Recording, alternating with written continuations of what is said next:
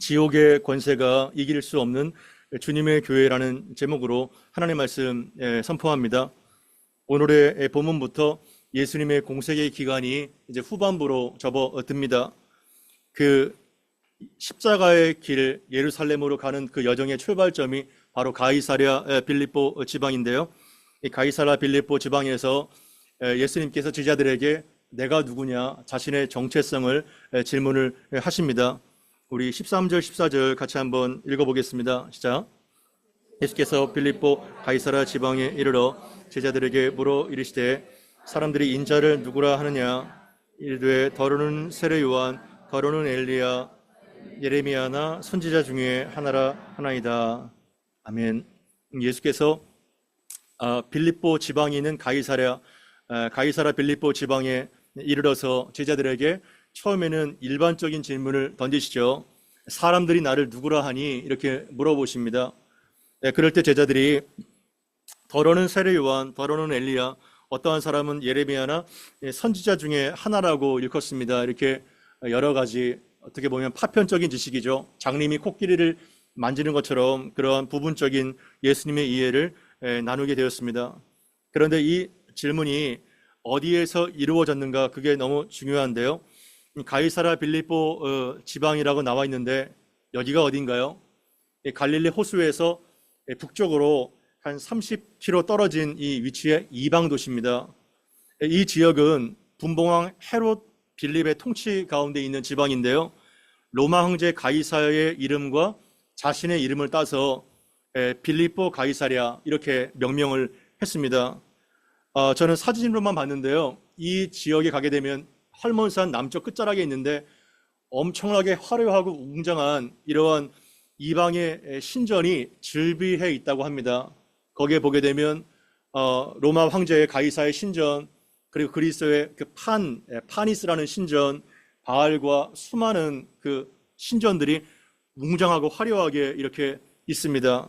이러한 우상이 즐비한 지역에서 예수님께서 너희는 나를 누구라 하니 이렇게 묻고 계신 거예요. 아무것도 없는 백지 상태에서 물어주신 것이 아닌 것입니다. 지금으로 말하면 뉴욕의 타임스 스퀘어라든가 서울 강남의 한복판에서 그리고 베이징의 천안문 광장이라든가 이슬람 성지나 그 수많은 불교의 사원들이 있는 이러한 곳에서 물으신 것입니다. 권력과 부와 학벌과 세상의 능력과 인스타그램과 수많은 이러한 세상의 인기와 SNS에서 그 우상이 즐비한 세상의 한복판에서 매우 초라하고 형색이 매우 남루한 이러한 옷을 입고 예수님께서 제자들에게 자신의 정체성을 묻고 계신 것입니다. 그럴 때 예수님께서 일반적인 질문에 답을 하시고 답변을 들으셨는데요. 사실 예수님의 포커스는 바로 15절에 맞춰져 있는 것입니다. 15절 16절 말씀을 같이 한번 읽어보겠습니다. 시작. 이르시되 너희는 나를 누구라 하느냐 시몬 베드로가 대답하여 이르되 아멘. 여기에 15절에 보게 되면 너희는 나를 누구라 하느냐 사실 이거를 묻고 싶으셨던 거예요. 자연인들이 예수님을 이렇다 저렇다 뭐 4대 성인이다 뭐 이렇다 저렇다 얘기를 하지만 정작 예수님께서 원하셨던 것은 상당한 기간 동안 예수님의 말씀을 듣고 기적을 체험하고 예수님을 곁에서 바라봤던 제자들에게 너희는 나를 누구라 하느냐 이거를 사실은 묻고 싶었던 겁니다. 여기에서 원어에 보게 되면 위치가 좀 다른데요. 휘메이스 대 이것이 바로 처음 나오는데요. 휘메이스는 너희는 대는 그러나입니다. 세상 사람들이 그렇게 뭐 이렇다 저렇다 얘기하지만 그러나 너는 나를 누구라 생각하니 이거를 묻고 계신 거예요. 연인 관계라든가 친구 관계라든가 부부 관계에서 부담스러운 질문을 가끔 받잖아요. 당신은 나를 누구라 생각해? 아내가 남편한테 묻잖아요. 당신한테 나는 어떠한 의미야? 이렇게 물을 때 여러분 어떻게 대답을 하시겠어요? 여러분 정신 바짝 차려야 됩니다. 이럴 때 정신 바짝 차리지 않으면 몇 달 고생합니다. 옛날에 왜 이러한 개그 프로그램이 있잖아요. 빼박 캔트인가요? 그 김장군 씨가 이러한 질문을 받을 때 정신 바짝 차리자 하면서 이렇게 얘기를 했다가 이제 야단을 맞고 그런 것들이 기억이 나네요. 네. 그러한 거죠. 관계 안에서 이제 본질적인 질문을 하는 겁니다. 너희는 나를 누구라고 생각하니? 이러한 질문을 받았을 때 분명히 제자들과 예수님 간에 갑작스럽게 미묘한 긴장이 있었을 거예요. 너무 부담스러운 질문 아닌가요? 예. 하지만 굉장히 본질적으로 가장 중요한 질문인 것입니다. 그렇다면 우리들에게 적용시켜 보죠. 여러분들에게 예수님은 과연 누구신가요? 여러분들에게 예수님은 어떠한 존재입니까? 그것을 지금 묻고 있는 거예요. 기독교가 서고 무너질 수 있는 굉장히 본질적인 질문이죠. 이거를 진지하게 이 시간 고민하시면 좋겠습니다. 과연 나는 예수님을 누구라고 여기는가? 영혼을 결정하는 그러한 가장 중요한 질문입니다. 물론 우리는 교과서적으로 배운 대로 예수님은 주님이시고 그리스도시죠, 하나님이시죠, 이렇게 고백할 수가 있지만, 그러나 진정으로 나는 그러한 고백대로 살고 있는가? 이것이 중요한 것입니다. 그 고백대로 나는 살고 있는가? 초대교회 성도들은 이 고백 때문에 수많은 순교를 당하고 자신의 목숨을 잃기도 했습니다. 그래서 우리가 기독교라는 것은 뭔가요? 그리스도죠. 우리가 믿는 신앙의 핵심이 바로 예수가 누군가, 여기가 결정적인 문제라는 것을 우리가 알게 되는 것입니다. 그러나 그 긴장 속에서 어떻게 대답할지 모르는 그러한 상황 속에서 정말 나서기를 좋아하는 베드로가 11 제자를 살렸던 거죠. 주는 그리스도시요 살아계신 하나님의 아들입니다, 이렇게 선포를 했을 때 11 제자들이 좀 이제 괜찮다 이렇게 마음을 놓았을 것 같아요. 그런데 시몬 베드로가 했던 이 말은 굉장히 위대한 신앙의 고백인 것입니다. 주는 그리스도시라는 이러한 고백, 그리스도가 어떠한 분인가요? 구약에는 이것이 어떻게 명명되죠? 메사야, 그죠? 메시아라는 뜻인데요. 메시아 그리스도, 메시아는 히브리어고 그리스도는 헬라어이기 때문에 같은 의미죠. 어떠한 뜻인가요? 그리스도가 기름 부음 받은 자라는 뜻입니다. 기름 부음 받은 자. 도대체 뭔가요? 어노인팅 된 사람이라는 건데요. 고대 이스라엘에서 기름을 붓는 사람이 특정하게 정해져 있었어요. 누구에게 기름이 부어지나요? 누구에게 부어지나요? 기름을 부었고 권위를 부여해서 그 사람을 세웁니다. 세 사람에게 기름이 부어져요. 첫 번째가 왕입니다. 왕을 세울 때 사무엘이 사울에게도 다윗에게도 기름을 부어서 왕적 권위를 부여하죠. 또 누군가요? 제사장을 세울 때 기름을 붓습니다. 그리고 선지자를 세울 때 기름을 부어서 그 사람의 권위를 입증하죠. 그러니까 기름 부음 받은 자라는 것은, 당신께서 메시아라는 것은 예수가 나의 왕이며 나의 제사장이며 그리고 말씀을 주시는 선지자입니다. 예수님은 삼중직을 다 갖고 계신 분이시잖아요. 그러한 고백을 말하게 되는 것입니다. 그리고 살아계신 하나님의 아들입니다. 이러한 선포는 우리가 무엇을 알 수 있을까요? 살아계신 하나님의 아들, 살아있다는 것이 굉장히 중요하죠. The living God, 죽은 우상과 없는 우상과 너무나도 대변이 되는 살아있는 하나님, 이렇게 고백을 하고 있는데요. 사람의 아들은 누군가요? 사람의 아들, 사람이죠, 그죠? 사람의 아들은 사람이죠. 계속 사람을 낳지 않습니까? 하나님의 아들은 무엇인가요? 누구인가요? 하나님이죠.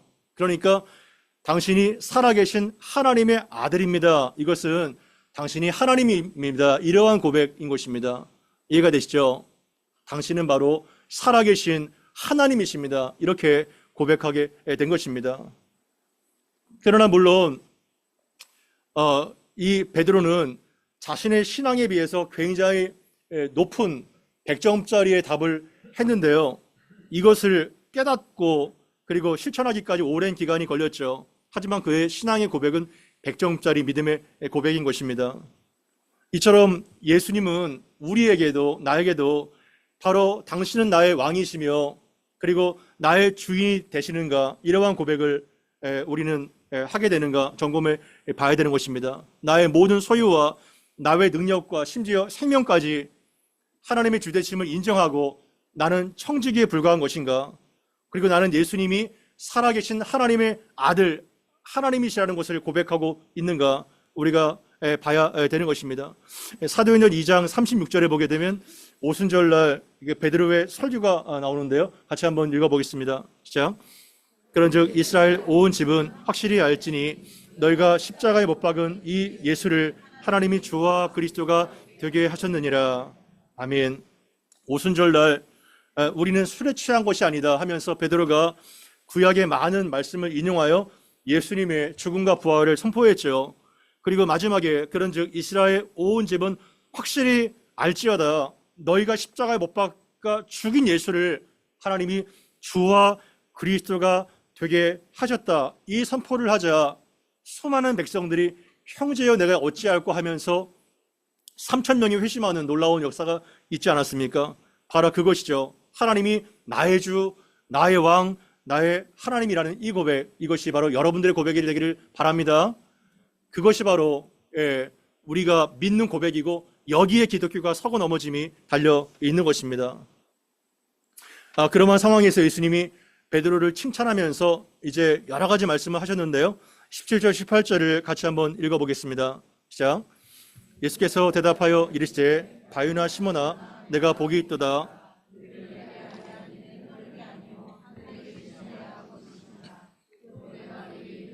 너는 베드로라. 내가 이 반석 위에 내 교회를 세우리니 음부의 권세가 이기지 못하리라. 아멘. 예수께서 얼마나 마음이 흡족하셨을까요? 원했던 대답을 딱 베드로가 말씀해 주셨을 때 예수님은 베드로를 칭찬하시면서 바요나 시몬아 네가 참 복이 있는 사람이다 이렇게 말씀하십니다. 바요나는 요나의 아들 시몬이죠. 요한복음에 보게 되면 요한의 아들 이렇게 얘기를 하고 있는데요. 사실 요나가 요한의 축약형이니까 같은 의미가 되는 것입니다. 여기에서 시몬아 내가 참 복된 사람이다. 그러나 이를 너에게 알게 한 이는 내가 아니라 사람이 아니라 하늘에 계신 내 아버지가 너에게 이거를 계시하셨다. 이렇게 얘기를 하고 계신 것입니다.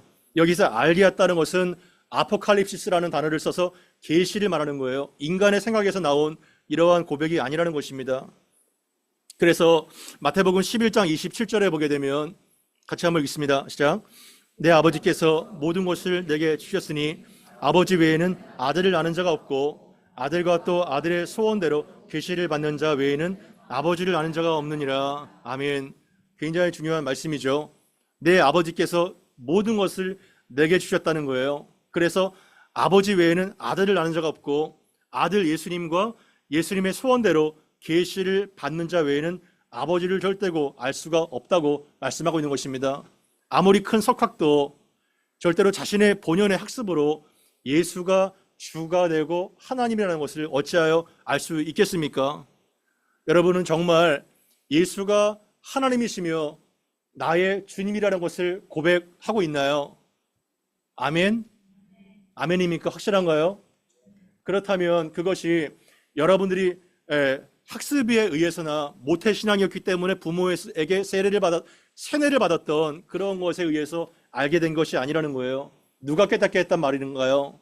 성부 하나님께서, 성령 하나님께서, 성령이 하시면 누구든지 주를 그리스도라 신할 수 없다고 말씀하고 있잖아요.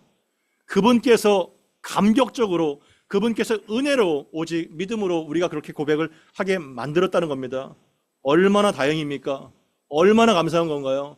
세상에 가장 최고의 복을 우리가 받은 거죠. 성부께서 계시를 열어주셨기 때문에 눈이 열리게 된 것입니다. 그것을 정말로 진심으로 고백하는 여러분들에게 하나님께 감사가 나타나게 되기를 바랍니다. 너무나도 감사한 것이에요. 그런데 이러한 상황에서 예수님께서 곧 이어서 하시는 말씀이 사실 굉장히 쉽지 않은 해석입니다.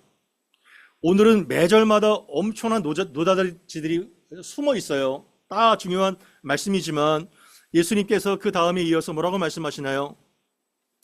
내가 정말 복된 사람인데 네가 그렇게 고백할 수 있는 것은 내 아버지께서 계시를 너에게 주셨기 때문인데, 그래서 내가 또 베드로 너에게 이르노니 너는 베드로다 이렇게 말씀하십니다. 17절에서는 그의 본연의 이름을 불러주셨거든요. 시몬아, 내가 정말 복된 사람이다. 그러나 18절에는 바로 어떠한 일이 발생해요? 베드로의 이름을 바꿔주세요. 개명을 해주세요. 저의 이름이 현정호 아닙니까? 저의 영어식 이름은 아브라함이에요. 이름을 바꿔주세요.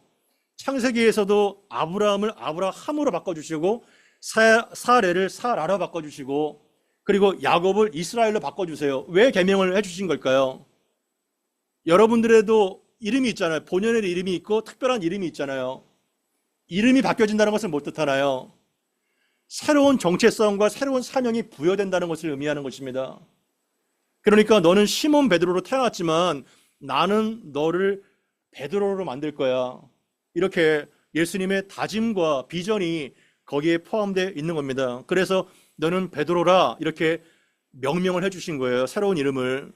그러면서 곧 이어서 내가 이 반석 위에 나의 교회, 내 교회를 세울 텐데 그 교회는 음부의 권세, 그 지옥의 권세가 절대로 이길 수가 없을 거야. 이렇게 말씀하시는 거예요.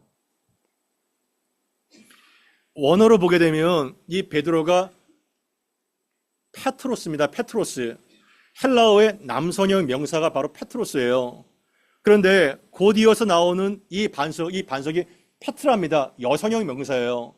그러니까 그 남성과 여성의 성만 바뀌었을 뿐 사실 똑같은 의미예요. 똑같은 의미가 아니에요.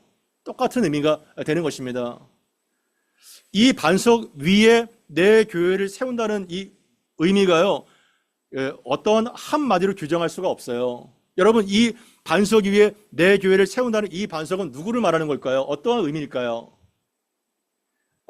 먼저 그 로마 카톨릭에서는 이 반석을 어떻게 해석하죠? 이 반석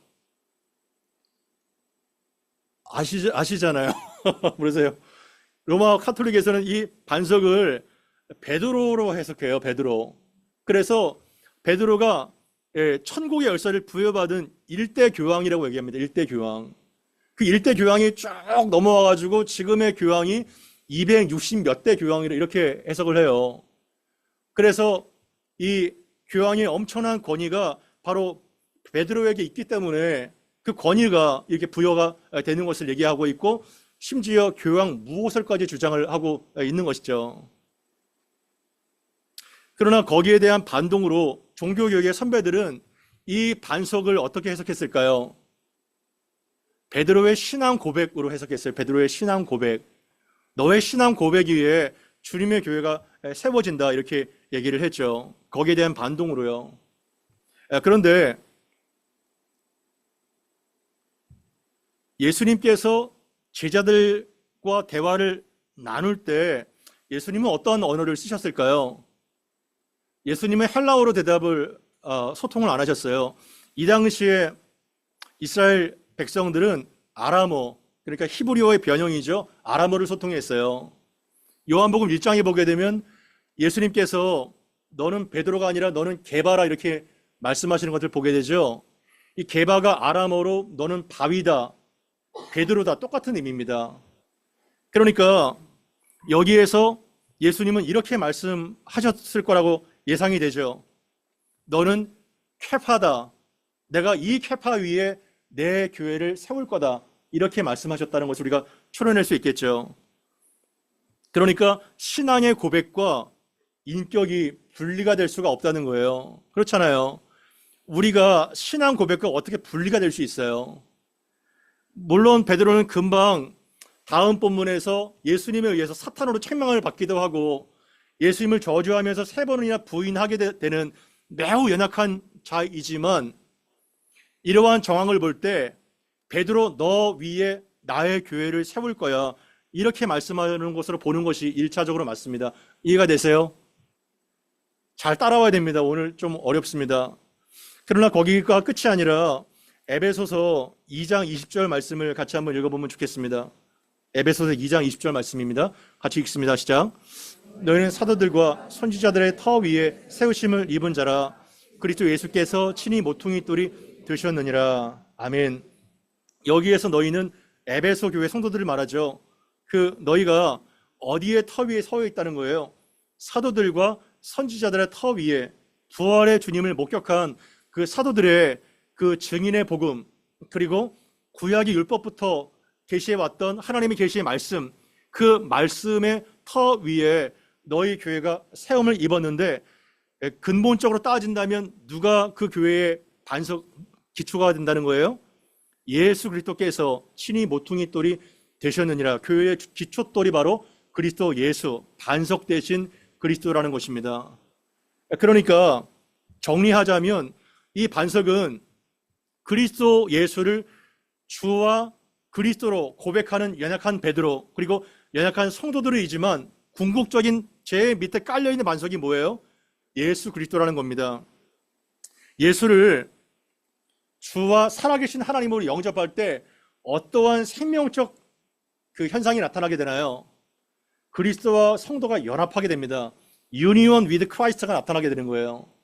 그래서 우리는 너무나도 약하고 부패하고 악할 때가 있지만, 교회는 그러한 상황 가운데 처해 있었지만, 그러나 반석 되신 예수님과 우리가 생명적으로 연결되어 있기 때문에 연약한 우리 한 사람, 성도 한 사람 한 사람, 목자 한 사람 위에 바로 나의 교회를 세울 것이다.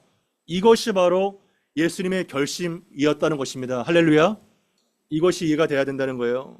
저는 선교지에서 이 말씀이 가장 큰 위로와 힘이 되었습니다. 내가 복음을 전하고 내가 선교하고 내가 교회를 세운다면 얼마나 버겁고 금방 지칠까요? 그러나 예수님께서는 나의 교회를 너를 통해서, 연약한 너를 통해서 할 거야, 이러한 결심을 알 때 우리는 충만한 힘을, 소망을 얻게 되는 것입니다. 교회는 주인이 누구신가요? 예수님이세요. 누가 교회를 세우세요? 예수님이 세우신 것입니다. 우리가 세우는 것이 아니죠. 우리는 물론 통로로 주인의식을 가져가고 있어야 되지만, 그분이 우리를 통해서, 연약하기 짝이 없는 우리를 통해서 세운다는 사실을 절대로 잊지 마시기를 바랍니다. 하나를 더 볼까요? 에베소서 1장 22절에서 23절 말씀인데요. 같이 한번 읽어보겠습니다. 시작. 또 만물을 그의 발 아래 복종하게 하시고, 교회는 그리스도의 몸이니 만물 안에서 만물을 충만하게 하시는 이의 충만함이니라. 아멘. 에베소서는 이 교회에 대해서 굉장히 영광스럽게 설명을 하고 있는데요. 또 만물을 그의 발 아래 복종하게 하시고, 그는 누구를 말할까요? 그리스도 예수를 말합니다. 하나님께서 만물을 창조자이신 그리스도의 발 아래다 굴복시켰다는 거예요. 그래서 그 그리스도를 만물 위에 교회의 머리로 삼으셨다는 거예요. 이 만물 위에 그리스도를 교회의 머리로 삼으셨다는 것은 너무나도 교회를 영광스러운 위치에 갖다 놓으셨다는 건데요. 예수님께서 세상을 통치하고 다스리실 때 교회를 통해서, 교회를 우선시함으로써 역사를 운행해 가신다는 겁니다. 이 얼마나 황송한 얘기인가요? 여러분, 예수님이 교회의 머리고 우리는 그의 지체와 몸인데, 머리와 몸을 이렇게 명확하게 나눌 수가 있나요, 없나요? 머리와 어디까지가 목이고 어디까지가 머리인가요? 나눌 수가 없는 거예요. 그러니까 그리스도가 교회의 머리라는 것은 그분의 주되심을 고백하는 그 전체가 바로 그리스도를 대변한다는 것이라는 것입니다.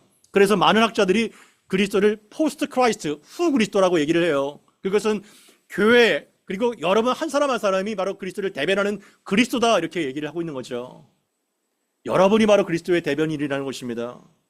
그리고 교회가 이처럼 영광스럽다는 거예요. 역사를 운행하시지만 누구를 통해서요? 교회를 통해서. 그리고 교회를 우선시하면서 그분이 역사를 운행하신다는 거예요. 왜냐하면 교회는 그리스도의 몸이기 때문입니다. 그래서 이어나오는 말씀이 만물 안에서 만물을 충만하게 하시는 이의 충만함이니라. 여러분, 이게 해석되세요?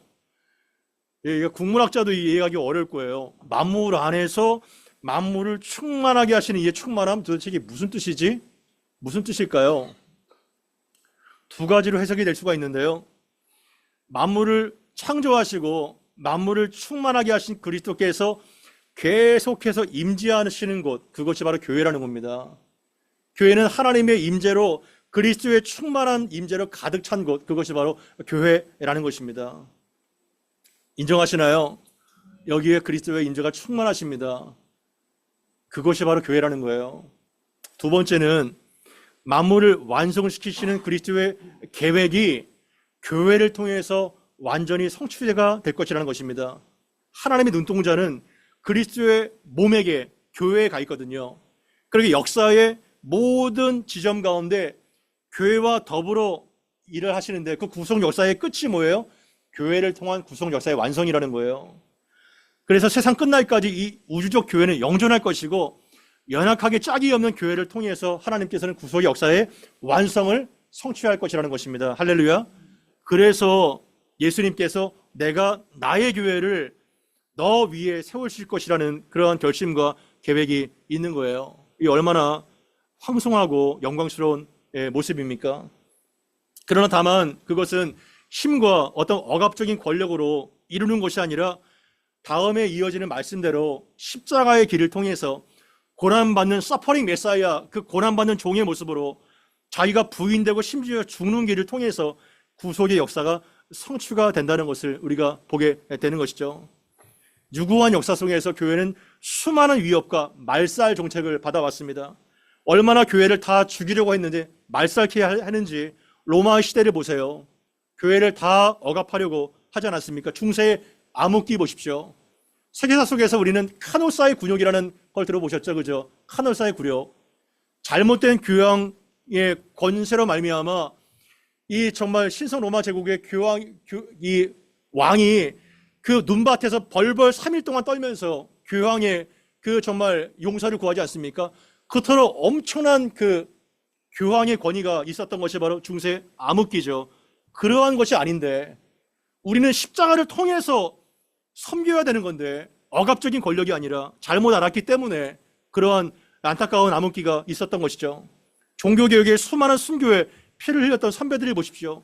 이슬람의 도전, 공산주의의 위협, 유물론자, 그리고 수많은 자본주의 위협들, 이러한 수많은 위기 속에서 교회는 살아남았고 살아남았을 뿐만 아니라 열방을 향해서 계속해서 그리스도의 복음을 선포하는 등대의 역할을 감당해 온 것입니다. 할렐루야.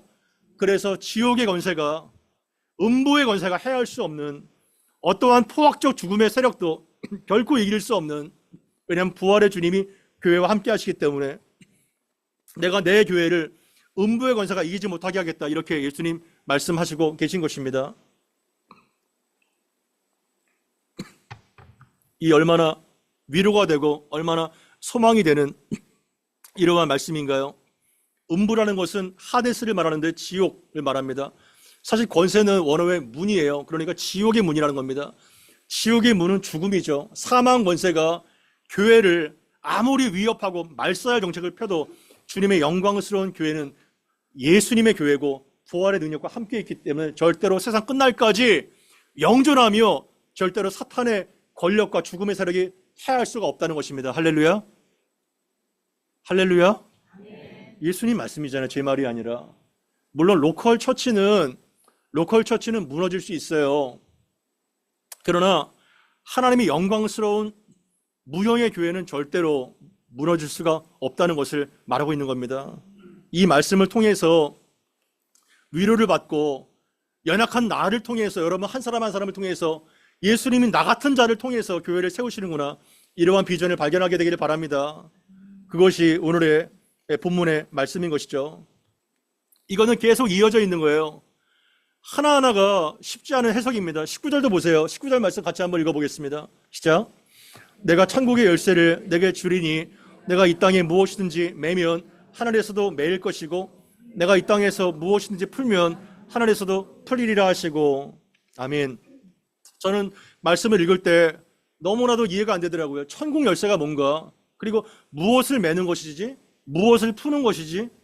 여러분들은 아셨어요? 여러분들이 이것을 아세요? 무엇을 매고 무엇을 푸는 건가요? 천국의 열쇠를 베드로에게 준다는 것은 어떠한 의미일까요?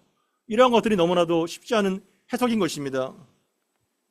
마치 천국에 하늘에 문이 있는 것처럼 열쇠를 베드로에게 주시겠다고 말씀하시는 거죠. 여러분, 열쇠를 누구에게 건네준 적이 있나요? 열쇠나 아니면 인증 코드, 그죠? 비밀번호, 참 쉽게 줄 수가 없죠. 열쇠를 준다는 거 어떤 의미일까요? 권한을 위임한다는 거예요. 그렇잖아요. 예수님께 있는 권한을 지금 위임한다는 거예요. 베드로에게 천국 열쇠를 준다는 겁니다. 이거를 로만 카톨릭은 잘못 해석해서 마치 교황이 어떠한 사람을 향해서 저주를 하면 지옥에 보내고 어떠한 사람의 죄 용서를 인정하면 천국에 보내고, 마치 교황에게 천국의 그 열쇠를, 사람을 지옥에 보낼 수도 있고 천국에 보낼 수도 있는 그 열쇠를 마치 갖고 있는 것처럼 이렇게 해석을 하는데요. 우리가 들어도 알잖아요. 그것이 얼마나 허무맹랑한 얘기인지. 그런 것이 아닌 것입니다. 성경을 해석할 때요, 반드시 알아야 될 것이 성경은 성경으로 해석해야 됩니다. 자신의 주관적인 추론이 들어가면 안 돼요. 그리고 문맥을 통해서 성경은 해석을 해야 됩니다. 이 19절의 말씀의 기초가 바로 이사야 22장 22절에 있습니다. 이사야 22장 22절 말씀, 이거를 우리가 풀어야 되는 것입니다. 같이 한번 읽어보시죠. 시작. 내가 또 다윗의 집의 열쇠를 그의 어깨에 두리니 그가 열면 닫을 자가 없겠고 닫으면 열 자가 없으리라. 아멘. 여기에서 이사야 22장의 배경을 나중에 집에 가서 한번 보십시오. 이사야 22장의 배경은 히스기야 왕 시절의 그 백그라운드를 두고 있는데요. 히스기야 왕의 신임을 받아서 국고를 담당했던 자가 원래 셈나입니다. 셈나는 유대인이 아니에요. 이방입니다. 그런데 셈나가 그 막강한 권력, 국고성의 열쇠를 갖고 있었는데 이 사람이 국가의 재정을 막 흥청망청 쓰게 됐어요. 부정을 축제하고, 그리고 자기를 위해서 호화로운 묘실을 만들고 럭셔리한 마차를 타고 다니고, 그것이 바로 셈나였습니다. 그래서 이사야에 의해서 책망을 받고 파직을 당합니다. 그 국고성의 열쇠를 맡고 있었던 셈나의 그 직이 누구에게로 넘어가나요? 바로 히스기야 왕의 국내 대신 엘리야김에게 넘어가게 되는 것입니다. 그래서 내가 다윗의 집의 열쇠를 그의 어깨에 두리니, 그는 바로 히스기야 왕의 국내 대신 엘리야김을 말합니다. 셈나가 너무나도 국고를 탕진했기 때문에 그 열쇠가 이제 엘리야김에게 넘어간다는 거예요. 그래서 그가 열면 닫을 자가 없겠고 닫으면 열 자가 없으리라. 이 빌라델비아 교회의 이 다윗의 열쇠도 바로 이 말씀을 인용하고 있는 거거든요. 그러니까 여기에 막강한 권한을 갖고 있었던 이 엘리야김조차도 그 나라의 왕은 이 사람이 아니죠. 이 사람은 뭐예요? 막강한 권력이 있었지만 청지기로서 충성스럽게 다윗 왕가의 종직을 수행했던 청지기라는 것을 우리가 봐야 되는 것입니다. 마찬가지로 베드로에게도 이 천국의 열쇠를 하나님께서 부여하신 것은 하나님 나라의 복음을 위탁받은 청지기로서 그 교회의 사명이 베드로에게, 그리고 하나님의 교회에게 위임되었다는 것을 여기서 말하고 있는 것입니다. 이것은 사도행전을 통해서 베드로의 행적을 보면 알 수 있어요. 아, 베드로가 정말 천국의 열쇠를 받은 자였구나. 이거를 역사를 통해서, 사도행전을 통해서 우리는 확인할 수가 있는데요. 오순절 성령 강림 사건 이후에 그는 하나님 나라의 청지기로서 말씀을 바르게 선포하였을 때 형제의 우리가 어찌할꼬 가슴을 뜯으면서 3,000명이 회개하게 되었고, 3,000명을 위해서 천국의 문을 활짝 열어서 이들이 천국에 가도록 도와준 것입니다. 할렐루야. 그것이 바로 이 땅에서 풀었을 때 하늘이 열리면서 그들이 천국에 입성하게 된 거예요. 그리고 사도행전 8장에 사마리아 지역을 위해서 천국의 열쇠를 통해서 하늘의 문을 열었고, 사도행전 10장에 고넬료를 통해서 이방인들에게 복음의 문을 열게 되었고, 사도행전 15장에 예루살렘 공의회를 통해서 이방 선교의 문을 공식적으로 활짝 열어서 그 종직의 사명을 감당하게 된 것입니다. 그래서 정리를 하자면 천국의 열쇠는 복음 전도의 사역, 그리고 하나님 나라의 청지기로서의 사명을 감당하는 복음 증거의 열쇠, 그거를 말하는 것입니다. 아멘. 이해가 되세요? 천국의 열쇠라는 것은 교황이 말하는 그런 엄청난 열쇠, 어떤 사람을 지옥에 보낼 수 있고 천국에 보낼 수 있는 그러한 세상의 권력이 아니라 복음 전도의 사명을 감당하는 하나님의 청지기로서 이 말씀의 비밀을 열어주는, 그래서 수많은 사람들에게 계시를 통해서 천국으로 인도하는 그 열쇠를 말하고 있는 것입니다. 그래서 저도 이 강단에서 하나님의 말씀을, 본문을 최대한 열어서 하나님의 계시를 밝혀야 되는 것이고, 여러분들 입술을 열어서 복음 증거의 사명을 감당할 때 많은 믿지 않은 사람들에게 열쇠를 따져서 천국으로 인도하게 되는 이러한 것들을 보게 되는 것이죠. 그렇다면 이제 한 가지 남았는데요. 무엇을 메고 무엇을 푸는 것인가? 이것이 중요합니다. 무엇을 메고 무엇을 푸는 것인가요? 여기 중요한 거 한 가지를 빠졌네요. 예. 무엇을 메고 무엇을 푸는 것인가? 굉장히 저도 헷갈렸어요. 뭘 메고 뭘 푸는 것이지? 그런데 유대 랍비 문서에 보게 되면 이 메고 푸는 것을 티칭, 가르침으로 해석을 합니다. 그러한 의미로 굉장히 자주 사용이 되는데요. 가르침의 권위가 바로 메고 푸는 것이다. 이렇게 말씀드릴 수 있습니다. 거기에 대한 증거 말씀으로 마태복음 23장 13절 말씀을 같이 한번 보면 좋겠는데요. 마태복음 23장 13절 말씀 같이 한번 보겠습니다. 시작. 화 있을진저 외식하는 서기관과 바리새인들이여 너희는 천국 문을 사람 앞에 닫고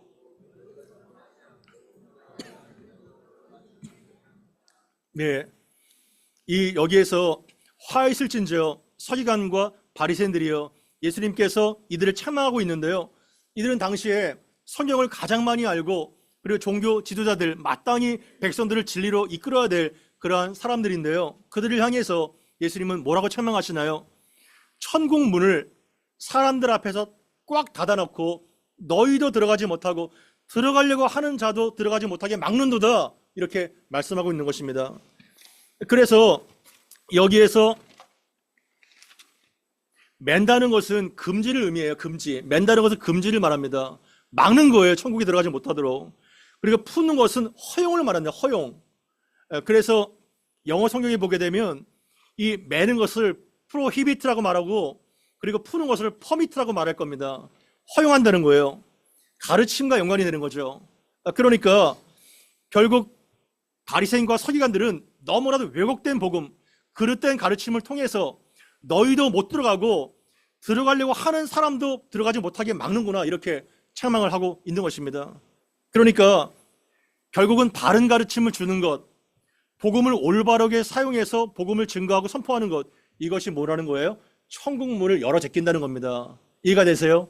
천국에 들어갈 수 있도록 이들을 돕는다는 거예요. 반대로 거짓된 가르침, 왜곡된 가르침, 그리고 침묵하는 것, 이것은 천국 문을 닫아버리게 된다는 것입니다. 왜냐하면 교회가 아니면 비신자들이 예수를 알 수가 없고 천국에 들어갈 수가 없잖아요. 그래서 예수님은 그 영적인 어마어마한 권세를 자신의 몸된 교회에 부여하신 것입니다. 이와 연관돼서 마태복음 18장 18절에서 20절 말씀을 같이 한번 보겠습니다. 마태복음 18장 18절에서 20절 말씀입니다. 시작. 진실로 너희에게 이르노니 무엇이든지 너희가 땅에서 매면 하늘에서도 매일 것이고 무엇이든지 땅에서 풀면 하늘에서도 풀리리라. 진실로 다시 너희에게 이르노니 너희 중에 두 사람이 땅에서 합심하여 무엇이든지 구하면 하늘에 계신 내 아버지께서 그들을 위하여 이루게 하시리라. 두세 사람이 내 이름으로 모인 곳에는 나도 그들 중에 있느니라. 아멘. 여기 마태복음에 보면요, 내가 이 반석 위에 내 교회를 세운다는 교회가 나오잖아요. 교회라는 단어가 처음 나옵니다. 복음서에서. 그리고 마태복음에서만 유일하게 교회라는 단어가 나와요. 교회가 헬라어로 뭔지 아시나요? 많이 들어보셨을 거예요. 에클레시아 들어봤나요? 에클레시아. 에클레시아 카페도 있는데요. 에클레시아가 바로 교회라는 뜻입니다. 원래 이것이 구약에는 카알이라는 말이었었어요. 소리라는 뜻이에요.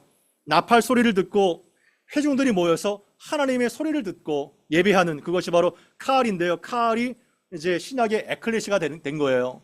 마태는 그거를 강조합니다. 이제는 이스라엘은 망했지만 예수님의 고백과 예수님의 말씀을 통해서 새롭게 고백하는 그들이 모여서 하나님을 찬양하는 교회, 그것이 바로 에클레시아라는 겁니다. 그들이 바로 새 이스라엘, 새로운 공동체라고 말하고 있는데요.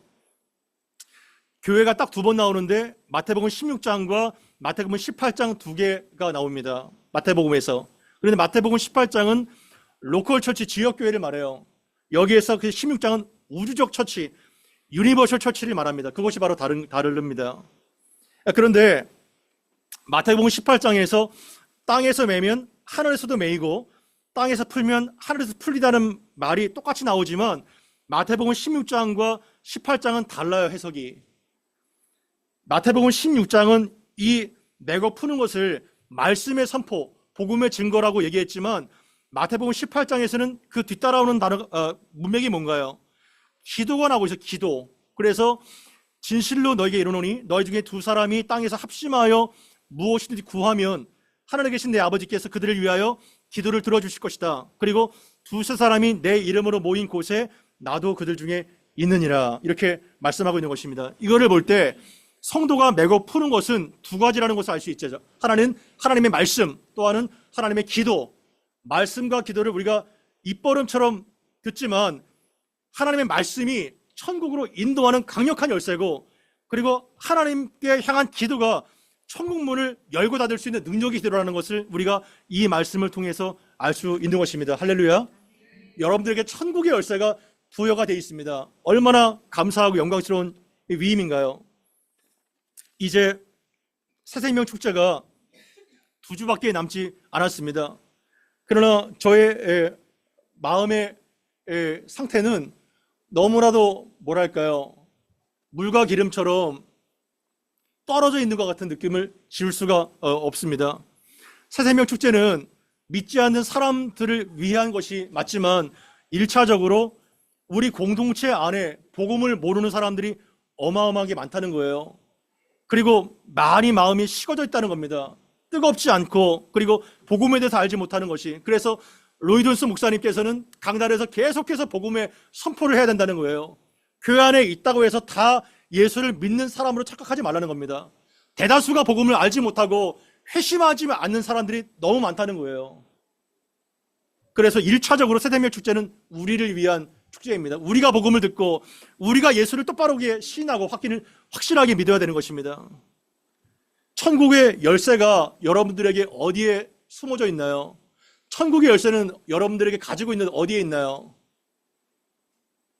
여기에 천국의 열쇠가 있는 거예요. 여러분들의 입술에.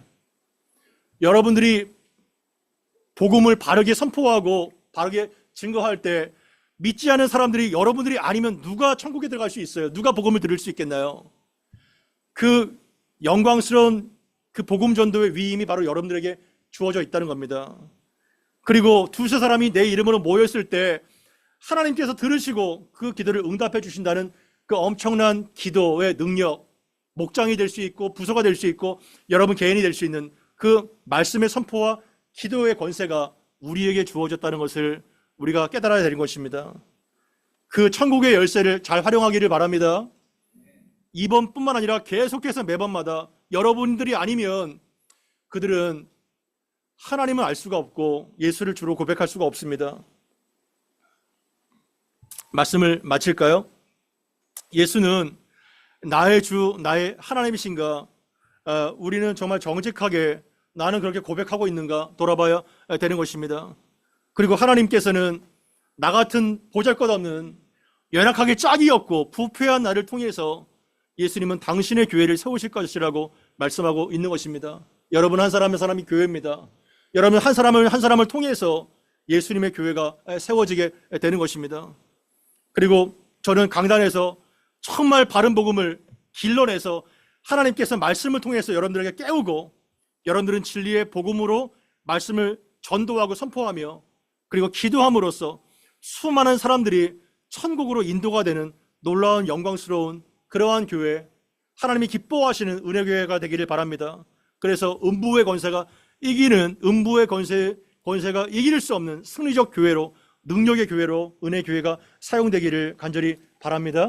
들은 말씀 기억하며 함께 아버지 앞에 나아가겠습니다. 기도하겠습니다.